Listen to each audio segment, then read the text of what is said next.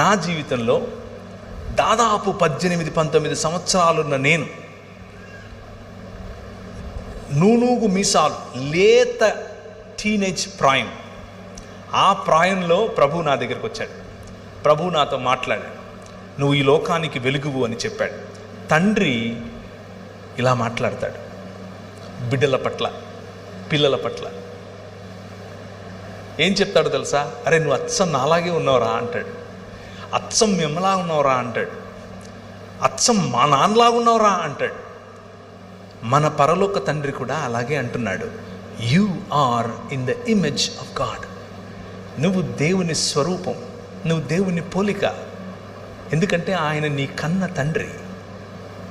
నీ పట్ల, నీ దగ్గరికి కన్న తండ్రి ఈ మాటలు తీసుకొని వస్తున్నాడు. నువ్వు మైకిల్ ద్వారా ఒకవేళ వింటూ ఉంటే, నా జీవితం లాంటిదే ఒకవేళ నీ జీవితం అయితే, ఈ ప్రాంగణంలో కూర్చున్నా పర్వాలేదు. తండ్రి ఎరుగనటువంటి జీవితం నీదైతే, రెబెలియస్గా నువ్వు తిరుగుతున్నావా? హద్దు ఆపు లేకుండా నువ్వు తిరుగుతున్నావా?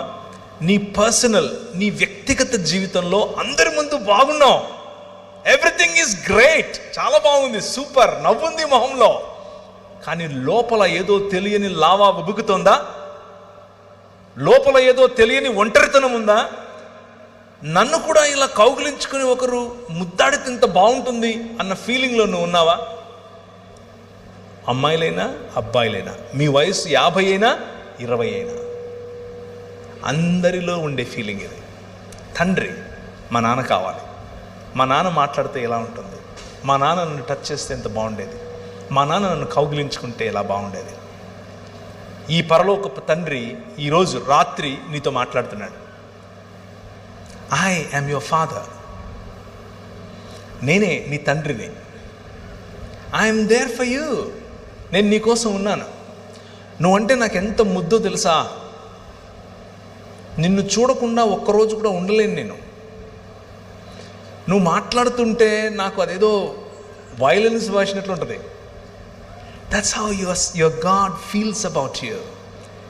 నీ పట్ల నీ తండ్రికి ఉండేటటువంటి హృదయం ఇది.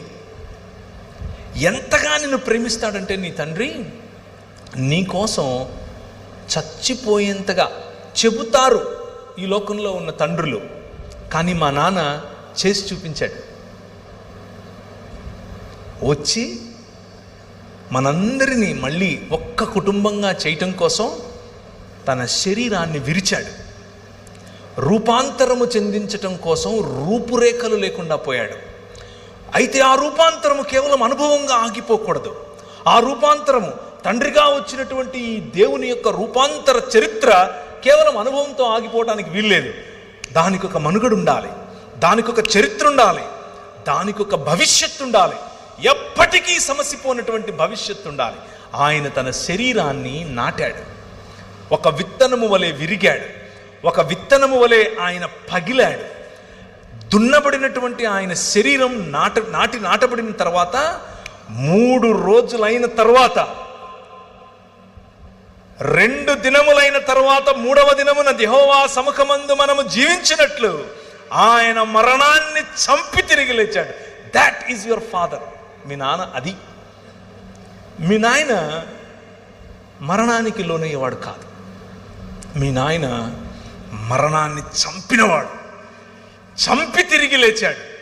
3 దినములైన తర్వాత, హోషేయ గ్రంథం 6వ అధ్యాయం 2వ వచనం.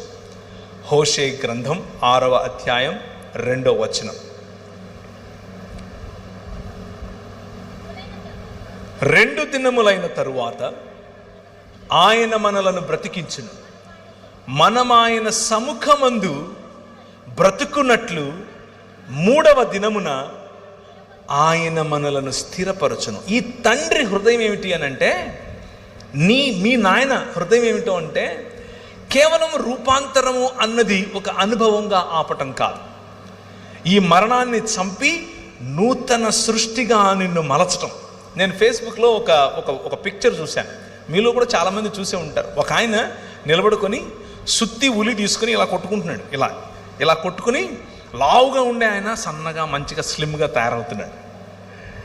అలా శిల్పకారుని వలె నీ తండ్రి ఈ ప్రపంచాన్ని, ప్రపంచంలో ఉన్న మానవ సమాజాన్ని తన వైపుకు, తన బిడ్డగా మలుచుకుంటున్నాడు. అయితే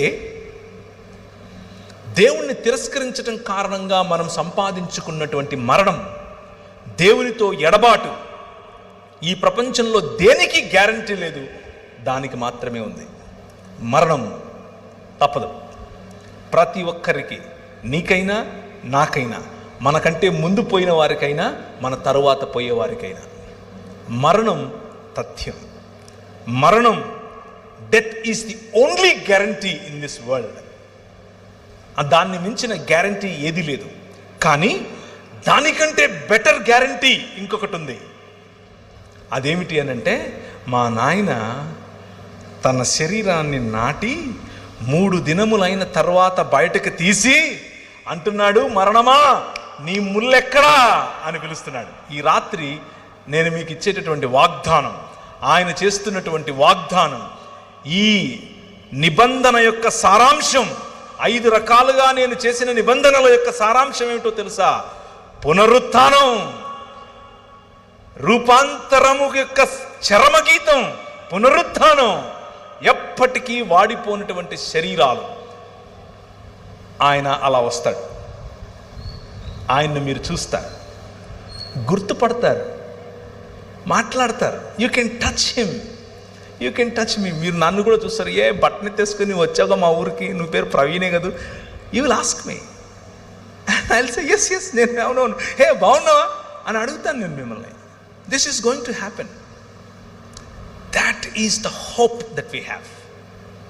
క్రైస్తవులకి ఉన్నటువంటి హోప్, క్రైస్తవుడికి ఉన్నటువంటి నిరీక్షణ, మన ఆత్మలో ఎక్కడికో వెళ్ళిపోయి ఎక్కడో ఉంటామని కాదు. అది ప్లేటో చెప్పినటువంటి ఒక మిథాలజీ, ప్లేటో చెప్పినటువంటి ఫిలాసఫీ. ప్లేటో తరువాత నియో ప్లేటోనిజంగా మారింది. దాని నుంచే భగవద్గీతను రాశారు. గ్నాస్టిసిజం, అరిస్టాటిలియన్ థియరీ మరియు ప్లెటోనిక్ థాట్, ఈ మూడింటిని కలిపితేనే భగవద్గీత యొక్క సారాంశం. బైబిల్ అది కాదు, పురాణముల యొక్క సారాంశం అది. బైబిల్ ఆత్మల గురించి మాత్రమే మాట్లాడదు. బైబిల్ నీ శరీరముతో కూడి సశరీరుడై తిరిగి లేచినటువంటి యేసు క్రీస్తు మీ నాయన, అలాగే నువ్వు లేస్తావు, అలాగే నువ్వు బయటకు వస్తావు. ఇప్పుడున్న దానికంటే అందంగా. నాకు బహుశా కొంచెం వెంట్రుకలు ఎక్కువ వస్తాయి, నాకు బహుశా లొట్టపన్ను ఉండదు, నేను బహుశా ఇప్పుడులాగా కాకుండా అందంగా కనిపిస్తాను. ఇప్పుడు కేవలం నా భార్యకి అందంగా కనిపిస్తాను.